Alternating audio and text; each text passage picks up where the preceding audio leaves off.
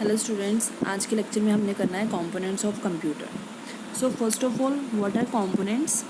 Components मतलब computer के parts. ठीक है, जैसे हम लोगों के बॉडी पार्ट्स होते हैं, हमारी आर्म्स होती हैं, लेग्स होती है, हेड होता है, स्टमक होता है। तो उसी तरह हमारे कंप्यूटर सिस्टम के भी अपने कुछ एलिमेंट्स, कुछ कंपोनेंट्स होते हैं। तो ये क्या क्या कंपोनेंट्स होते हैं? सबसे पहले हार्डवेयर, एक सॉफ्टवेयर, देन ह्यूमनवेयर। हार्डवेयर की फर्दर टाइप्स हैं internal hardware and external hardware, और सॉफ्टवेयर की भी फर्दर टाइप्स हैं application software and system software. And third है हमारा ह्यूमनवेयर। तो सबसे पहले हम करेंगे हार्डवेयर। सो हार्डवेयर का मतलब है ऐसे components that can be physically touched by the user. Hardware क्या होता है? जिसको यूज़र फिजिकली टच कर सकता है उसको हम बोलते हैं हार्डवेयर। ठीक है, और इन्हीं हार्डवेयर कंपोनेंट से क्या होता है, हमारा फिजिकली कंप्यूटर एग्जिस्ट करता है। Without hardware there is no existence of any computer. ठीक है, जैसे फॉर एग्जांपल आपका मॉनिटर है, कीबोर्ड है, माउस है, इन सबको हम टच कर सकते हैं। ठीक है, तो इनको हम क्या बोलेंगे? हार्डवेयर बोलेंगे। तो फर्दर इसकी टाइप्स क्या है? Internal hardware and external hardware. Internal का मतलब होता है अंदरूनी। अगर हम जनरल हिंदी में बात करें तो इंटरनल का मतलब है अंदरूनी और एक्सटर्नल का मतलब बाहरी। ठीक है, तो इंटरनल हार्डवेयर का मतलब है ऐसे फिजिकल कंपोनेंट्स जो कंप्यूटर सिस्टम के अंदर हमने एम्बेड किए हुए हैं, अटैच किए हुए हैं। ठीक है, जैसे कि रैम होती है, रोम होती है, प्रोसेसर होता है, साउंड कार्ड होता है, ये सारे क्या इंटरनल हार्डवेयर है। ठीक है, और अभी इनको इंटरनल हार्डवेयर क्यों हमने चूज़ किया हुआ है? क्योंकि बच्चे ये सारे क्या होते हैं? डस्ट प्रोन होते हैं। ठीक है, डस्ट सेंसिटिव होते हैं। डस्ट सेंसिटिव का मतलब है कि ये डस्ट वगैरह से ख़राब हो सकते हैं ये सारे कंपोनेंट्स। तो इस वजह से क्या किया जाता है, इन कंपोनेंट्स को कंप्यूटर सिस्टम के अंदर ही डाल दिया जाता है, फिक्स कर दिया जाता है। ठीक है, सो दैट कि इनकी कोई मूवमेंट ना हो और किसी तरह से इन कंपोनेंट्स को कोई प्रॉब्लम ना हो, क्योंकि इन्हीं कंपोनेंट के बेसिस पे हमारा जो कंप्यूटर सिस्टम है वो वर्क करेगा। ठीक है, so these are internal hardware. तो इसके एग्जांपल क्या है वो मैं यहाँ पे लिख देती हूँ आप लोगों को, एक मिनट। सो इंटरनल हार्डवेयर कौन कौन से हैं हमारे? रैम,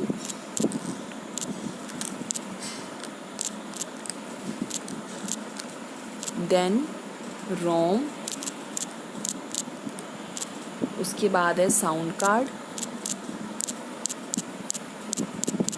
ठीक है, एंड प्रोसेसर।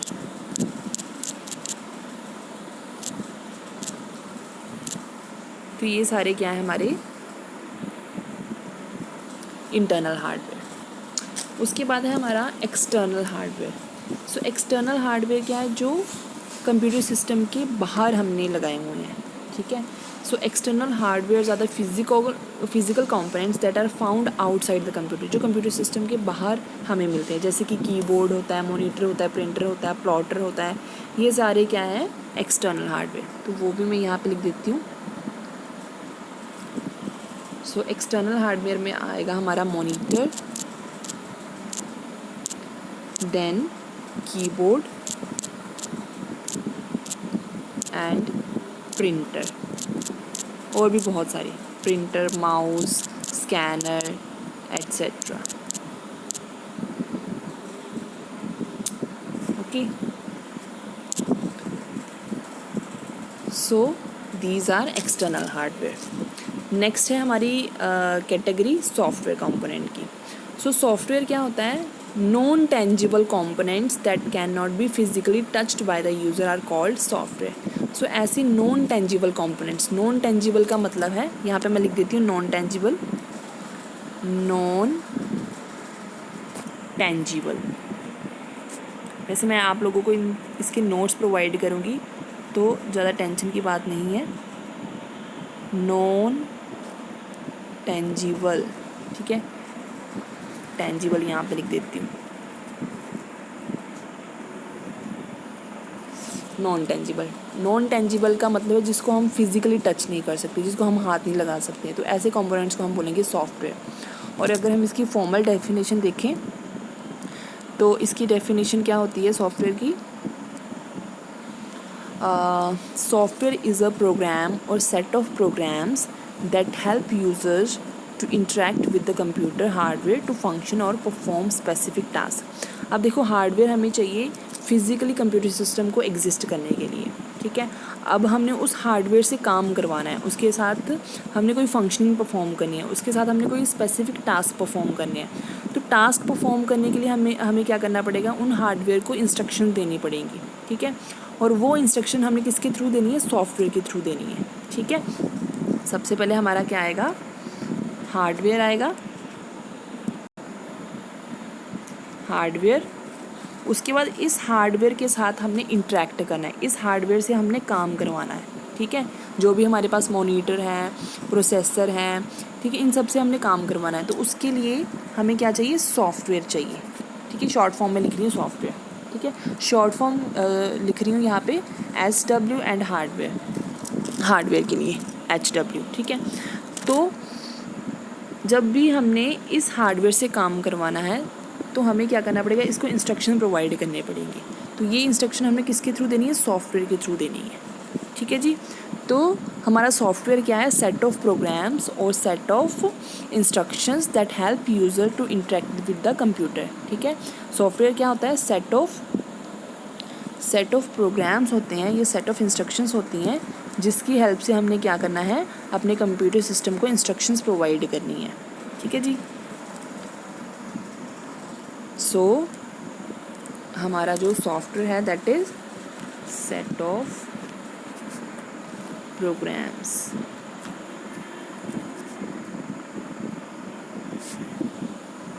जिसने क्या करना है, हार्डवेयर को इंस्ट्रक्शंस प्रोवाइड करनी है टू डू सम टास्क, ठीक है जी। So this is the basic definition of software. अभी हमने इसकी टाइप्स पढ़नी है। सॉफ्टवेयर की टाइप्स हैं application software and system software. सबसे पहले देखो एप्लीकेशन सॉफ्टवेयर। सो एप्लीकेशन सॉफ्टवेयर क्या है, ये भी क्या है, सेट ऑफ इंस्ट्रक्शंस है या सेट ऑफ प्रोग्राम्स है। किसी भी सॉफ्टवेयर को जब भी हम कंसीडर करेंगे तो हमने क्या बोला है कि सॉफ्टवेयर क्या आता है, सेट ऑफ इंस्ट्रक्शन, चाहे वो एप्लीकेशन सॉफ्टवेयर है चाहे सिस्टम सॉफ्टवेयर है। सो एप्लीकेशन सॉफ्टवेयर क्या है, are the set of instructions that help user to perform a specific task, जिसकी हेल्प से क्या करता है, यूज़र को स्पेसिफिक टास्क परफॉर्म करता है, ठीक है। एप्लीकेशन सॉफ्टवेयर मतलब जिसको हम किसी स्पेसिफिक टास्क के लिए यूज़ करेंगे, ओके। सिस्टम सॉफ्टवेयर क्या होता है, जिसने ओवरऑल फंक्शनिंग परफॉर्म करनी है, मतलब कंप्यूटर सिस्टम के अंदर each and every task is performed by system software. But application software को हमने यूज़ करना है किसी पर्टिकुलर टास्क को परफॉर्म करने के लिए, ठीक है। जैसे फॉर एग्जांपल हमने एप्लीकेशन सॉफ्टवेयर यूज़ किया वर्ड डॉक्यूमेंट बनाने के लिए, ठीक है। हमने एप्लीकेशन सॉफ्टवेयर यूज़ किया सॉन्ग्स प्ले करने के लिए, मूवीज़ प्ले करने के लिए। तो एक सॉफ्टवेयर हमने ले लिया जो सिर्फ सॉन्ग्स प्ले कर रहा है, ठीक है। इसका स्पेसिफिक टास्क क्या है, इसने सिर्फ सॉन्ग्स प्ले करना है। दूसरा हमारा एप्लीकेशन सॉफ्टवेयर है क्या है, जिसने सिर्फ डॉक्यूमेंट्स को क्रिएट करना है, ठीक है, डॉक्यूमेंट्स को क्रिएट करना है। तो हमारे पास दो एप्लीकेशन सॉफ्टवेयर आ गए, ठीक है। बट जो आपका सिस्टम सॉफ्टवेयर है, सिस्टम सॉफ्टवेयर का क्या काम है, उसने पूरे के पूरे कंप्यूटर सिस्टम की फंक्शनिंग को मैनेज करना है, चाहे इनपुट प्रोवाइड करनी है कंप्यूटर सिस्टम को या इसमें से कोई आउटपुट प्रोड्यूस करनी है, तो सारा काम किसका है, सिस्टम सॉफ्टवेयर का, ठीक है जी। सो नेक्स्ट है हमारा ह्यूमन वेयर।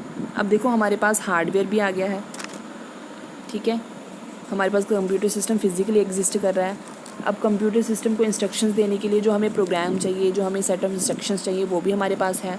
उसके बाद इन सेट ऑफ इंस्ट्रक्शंस को जो पर्सन प्रोवाइड करेगा उसको हम बोलेंगे ह्यूमन वेयर, ठीक है।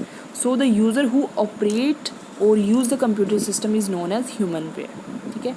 जिस पर्सन ने कंप्यूटर सिस्टम को ऑपरेट करना है, यूज़ करना है, उसको हम क्या बोलेंगे, ह्यूमन वेयर, ठीक है। और ये सबसे इंपॉर्टेंट कंपोनेंट है आपके कंप्यूटर सिस्टम का, क्योंकि कंप्यूटर सिस्टम का अपना कोई ब्रेन नहीं होता है, इसको काम करने के लिए इंस्ट्रक्शंस देनी पड़ती हैं। और ये इंस्ट्रक्शन हमने किसके थ्रू देनी है, किसने देनी है, इसको यूज़र ने देनी है, ठीक है। और यूज़र जो इंस्ट्रक्शन प्रोवाइड करेगा उसी के अकॉर्डिंग आपका कंप्यूटर सिस्टम काम करता है। सो मेन कंपोनेंट क्या है हमारा, ह्यूमन, ठीक है, ह्यूमन वेयर। और इसके अंदर आएगा आपका यूज़र, और यूज़र ने जो इंस्ट्रक्शन देनी है आपके कंप्यूटर सिस्टम को, उसी के अकॉर्डिंग इसने टास्क परफॉर्म करने हैं। नेक्स्ट है हमारा बेनिफिट्स ऑफ कंप्यूटर। क्या क्या बेनिफिट हैं कंप्यूटर को यूज़ करने के। तो सबसे पहला है it can solve complex calculations quickly which takes a long time to solve manually.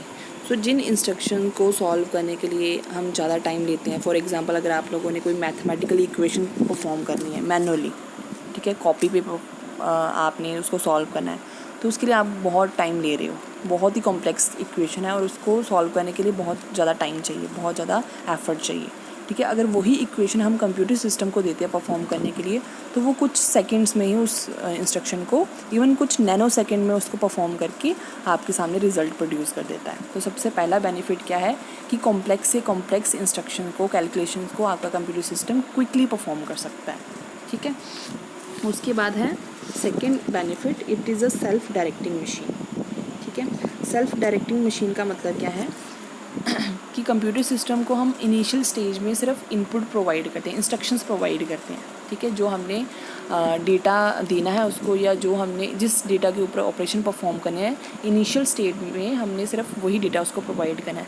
Further जो भी ऑपरेशन परफॉर्म करने हैं वो कंप्यूटर सिस्टम खुद ही डिसाइड करता है, ठीक है। फॉर एग्जांपल अगर मैंने उसको डेटा दे दिया 2+4 करना है, ठीक है, तो हमने सिर्फ उसको डेटा दे देना है 2 और 4, बाकी उसको ऐड कैसे करना है वो आपके कंप्यूटर सिस्टम का अपना एक अपना जॉब है उसका, ठीक है। नेक्स्ट है third, it saves and retrieves information. तो कंप्यूटर सिस्टम को यूज़ करके हम क्या कर सकते हैं, ह्यूज अमाउंट ऑफ डेटा को सेव कर सकते हैं, और जब भी आपको ज़रूरत पड़े उसको आप किसी भी टाइम रिट्रीव भी कर सकते हो। रिट्रीव का मतलब है कभी भी उसको एक्सेस कर सकते हो या कभी भी उसको देख सकते हो अपने डेटा को। नेक्स्ट बेनिफिट है, it communicates with the user and other machine. It can display error messages on the screen about the users instructions और data, thereby avoiding incorrect outputs और रिजल्ट्स। आपका कंप्यूटर सिस्टम यूज़र के साथ भी interact करता है और दूसरी मशीन के साथ भी इंटरेक्ट करता है, दूसरी मशीन के साथ। सो अगर यूज़र ने किसी भी तरह की कोई मिस्टेक करी है, या कोई इनवैलिड इंस्ट्रक्शन दी है, या कोई इनवैलिड इनपुट प्रोवाइड करी है, तो आपका कंप्यूटर सिस्टम क्या करता है, एरर मैसेजेस डिस्प्ले कर देता है कि कहाँ पे आपने एरर किया है, जिससे हमें क्या पता चल जाता है कि हमारी कहाँ पे मिस्टेक हुई है और उसको हम कैसे अवॉइड कर सकते हैं। So this is the fourth benefit of your computer system. Next benefit है, it can perform the same operation repeatedly for number of times in exactly the same way and with the same processing speed. इसका मतलब क्या है, जैसे for example human की बात करें, तो अगर हम एक काम को बार बार करते हैं तो हम ऊब जाते हैं, ठीक है, बोर हो जाते हैं, थक जाते हैं। But computer system same task को, अगर आप उसको बार बार वही काम दे रहे हो, तो वो सेम स्पीड के साथ उस टास्क को परफॉर्म कर सकता है। नेक्स्ट है, all electronic items have some form of computing functions. इसका क्या मतलब है, जो भी आप इलेक्ट्रॉनिक डिवाइसेस यूज़ करते हो, हर डिवाइस के अंदर कंप्यूटिंग फंक्शन यूज़ होते हैं। कंप्यूटिंग फंक्शन जो भी हमने पढ़ने हैं, वो कैलकुलेशन परफॉर्म करता है, वो सेल्फ डायरेक्टिंग मशीन है, इन्फॉर्मेशन को सेव कर सकता है, रिट्रीव कर सकते हैं हम उसमें से इन्फॉर्मेशन, इंटरेक्ट करता है। तो ये सारे फंक्शन आपको हर कंप्यूटिंग मशीन के अंदर, हर इलेक्ट्रॉनिक मशीन के अंदर मिलेंगे। नेक्स्ट है लिमिटेशंस ऑफ कंप्यूटर। लिमिटेशंस मतलब क्या क्या उसकी लिमिटेशन है जिसकी वजह से कंप्यूटर सिस्टम को यूज़ करना थोड़ा सा प्रॉब्लमैटिक हो सकता है। तो सबसे पहले है, a computer has no intelligence of its own, ठीक है। सो नो इंटेलिजेंस का मतलब क्या है कि कंप्यूटर सिस्टम को जो हम इंस्ट्रक्शन प्रोवाइड करेंगे उसी इंस्ट्रक्शन के बेसिस पे वो काम करता है। उसका खुद का कोई ब्रेन नहीं होता है, खुद से वो कोई डिसीज़न नहीं ले सकता है। नेक्स्ट है, it works only on stored procedures and can not think on its own. It does only those work which are already instructed to it. So आपका कंप्यूटर सिस्टम क्या करता है, जो उसके अंदर ऑलरेडी स्टोर्ड प्रोग्राम है, stored procedures का मतलब होता है प्रोग्राम्स, प्रोसीजर मतलब फंक्शंस, ओके। तो जो उसके अंदर फंक्शन स्टोर है सिर्फ उसी के अकॉर्डिंग काम करता है। फॉर एग्जांपल अगर मैं उसको बोलूँ कि मेरी सब्जी को काट दो, ठीक है, या सब्जी काटो या खाना बना दो, तो वो ये काम नहीं कर सकता है। जो उसके अंदर फंक्शनिंग ऑलरेडी स्टोर्ड है, कैलकुलेशन करना है, प्रिंट करना है, डिस्प्ले करना है, तो वो वही काम कर सकता है, ठीक है। नेक्स्ट है, it can not correct invalid input. तो अगर यूज़र ने कोई इनवैलिड इनपुट दे दी है, अभी मैंने आपको बताया कि आपका कंप्यूटर सिस्टम सिर्फ यूज़र की इंस्ट्रक्शंस पे काम करता है। जो इंस्ट्रक्शन आपका यूज़र उसको प्रोवाइड करेगा उसी के अकॉर्डिंग उसने काम करना है। सो अगर आपने इंस्ट्रक्शन ही उसको इनवैलिड दी है तो वो उस इनवैलिड इनपुट को कभी भी खुद से करेक्ट नहीं कर सकता है, ठीक है। नेक्स्ट है इट डजेंट हैव फीलिंग। सो जैसे हमारे ह्यूमन बींग्स के ह्यूमन के पास फीलिंग्स होती हैं, हम फील कर सकते हैं कि हम थक चुके हैं या हम बार बार काम नहीं कर सकते, हम बोर हो गए हैं, बट इस तरह की फीलिंग आपके कंप्यूटर सिस्टम के पास नहीं होती है। ठीक है, अगर हम उसको सेम टास्क भी बार बार परफॉर्म करने को बोल रहे हैं तो वो कभी भी ये ना नहीं करेगा कि मैं ये नहीं कर सकता हूँ। ठीक है, तो इस तरह की कोई फीलिंग्स नहीं होती है उसके पास। It's just a machine. Next है हेल्थ इश्यूज़। नेक्स्ट लिमिटेशन है हेल्थ इश्यूज़।